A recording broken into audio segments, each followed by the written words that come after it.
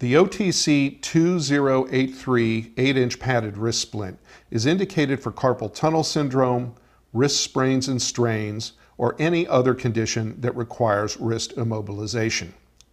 It features a rigid metal splint, comfortable padding, and easy cinch strap fastening. Many prefer this style splint for the wearing comfort it provides, as well as its non-clinical appearance. With palm facing downward, measure around the break of the wrist.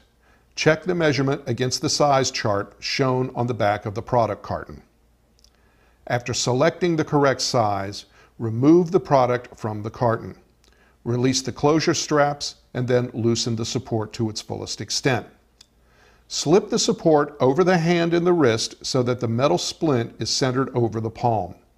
Position the support as far back on the hand as possible. Make sure that the lining underneath the straps is not bunched up, and then fasten the closure straps snugly. With the free hand, grasp the tab furthest away from the wrist and fasten to the loop. Repeat with the other tabs and adjust for comfort.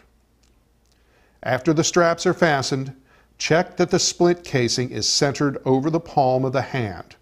If necessary, the splint can be removed through the proximal end of the brace for reshaping. Also check that there is at least some gap over the cinch straps on the dorsal surface. If the edges of the glove are touching or overlapping, the product is too big and the next smaller size should be applied. Excess loop material on the closure straps can be easily trimmed away with scissors. Instruct the patient how to do this on his own after the product has been purchased. Finally, be sure to go over the laundering and care instructions that are found on the back panel of the product carton.